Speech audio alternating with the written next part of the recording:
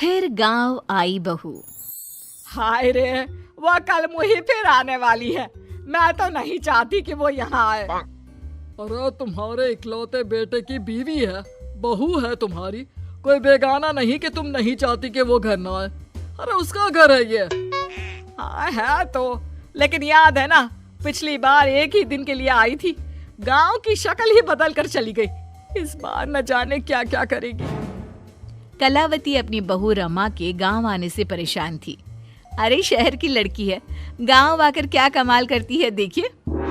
Rama railway station पर। हाय रे, गांव की जमीन पर पैर रखते ही गोबर की बदबू आने लगी है। कैसी बात कर रही हो? इसी महक को सूंघ सूंघ कर तो मैं बड़ा हुआ हूँ। हाँ, तभी तुम्हारे परफ्यूम का खर्चा इतना ज्यादा है। पति को रमा की बात बिल्कुल अच्छी नहीं लगती। अब कोई आया है क्या रिसीव करने?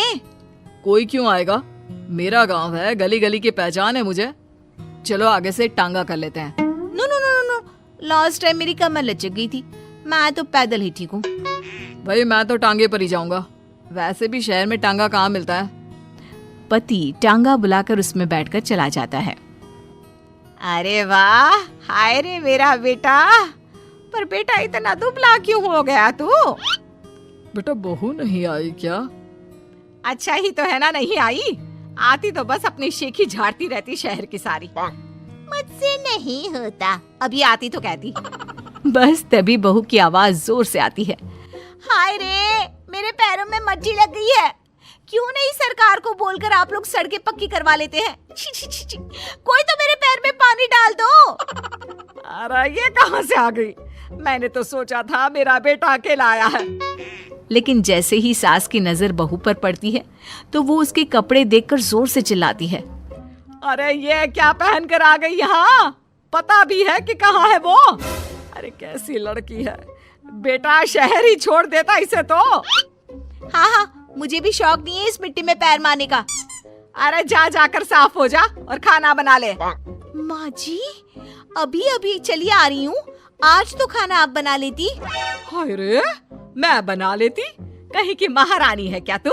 जा जाकर काम कर, शहर की होगी अपनी, मेरे गांव में मेरी चलती है। हाँ जा। बहू जाकर नहा धोकर किचन में पैर रखती ही है कि जोर से चिल्लाती है। अरे वो गैस चूल्हा कहाँ गया और सिलेंडर भी नहीं दिख रहा। माँ जी, मेरे पापा ने गैस इसलिए तो दिया था कि मुझे ये मिट्टी वाले चूल्हे में ना खटना पड़े, आपने वो भी हटा दिया क्या? हाँ, क्योंकि गैस का रेट पता है क्या चल रहा है, लकड़ी फ्री की होती है। अरे जा जाकर चूल्हा सुलगाकर खाना बना जल्दी से। अरे जाना, माँ की मदद कर दे आज के लिए। हाँ हाँ, बीवी का गुलाम। सास बहू एक किचन में। सर से पल्ला क्या तेरी नानी आएगी लेने? शादी को 2 साल हो गए, लेकिन लड़की बनी घूम रही है, ना बिंदी ना सिंदूर। अरे लगाया तो है सिंदूर, ये देखिए। बहू पल्ला गिराकर सास को सिंदूर दिखाती है। अब मेरे साज श्रृंगार पर चर्चा हो चुकी हो तो चलिए खाना भी बना ले। आप तो सुबह से ठूस रही होंगी, हम लोग तो अभी अभी आए ना सफर करके। उधर बाहर बेटा और पिता आपस में बात कर रहे थे। क्या है पापा, माँ को कुछ तो समझाइए, कैसी रहती है वो मीरा के साथ? अरे अभी तो शादी हुई है, प्रोफेशनल लड़की है, वो काम ना करे तो हम लोगों का घर ना चले। देख बेटा, तू ये सास बहू के बीच में ना बोले तो ही अच्छा होगा।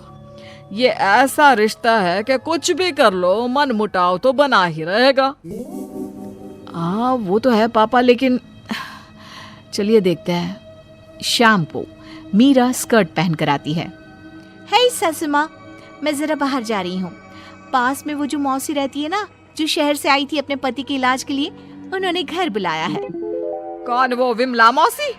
अरे ना ना, उनके घर ना जाना, उनके घर मौसाजी नहीं रहे हैं, 2 हफ्ते पहले ही देहांत हो गया उनका।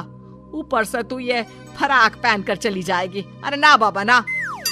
ओहो, फिर तो जाना ही चाहिए, आप भी चलिए ना। ना ना, तेरे जैसे कार्टून के साथ तो मैं कहीं ना जाऊं। बहू मॉडर्न कपड़ों में गांव की मौसी के घर जाती है, जहां सभी घर वाले उसे देखने लगते हैं। अरे ये क्या हो गया, कौन आया है जो सारे ऐसे देख रहा है? माँ, कोई कबूतरी सी लग रही है, देख तो।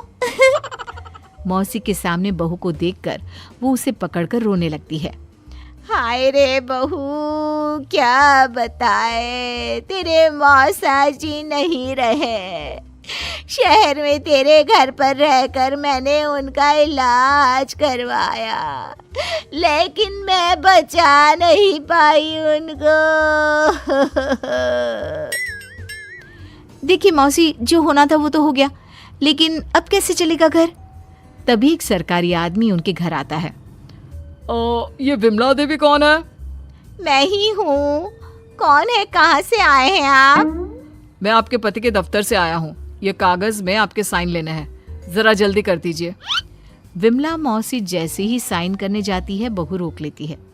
रुकिए मौसी, कभी भी आंख बंद करके साइन नहीं करना चाहिए। देखिए तो क्या लिखा है पेपर में। अरे बिटिया, हम कहाँ पढ़ना लिखना जानते हैं। जब से ये गए हैं साइन ही तो किए जा रहे हैं। लाइए, मैं पढ़कर देखती हूँ कि क्या है। देखिए मैडम, ये इन लोगों के घर का मामला है। आप ना ही बोले तो ठीक है, इसमें कोई गलत बात थोड़ी ना लिखी है। अरे हम चोर नहीं, सरकारी लोग हैं।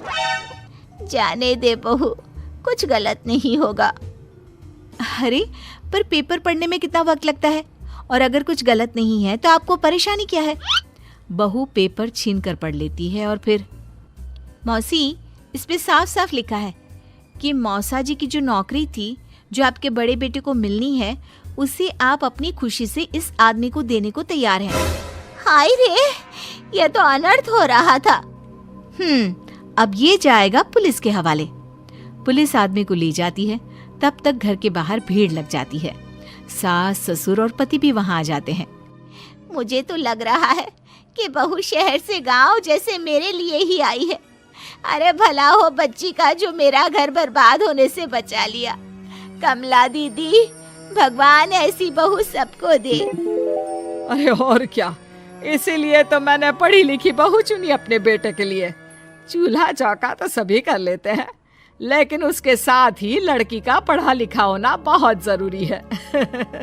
चल बहू, घर चलते हैं, रात के खाने की तैयारी भी तो करनी है ना।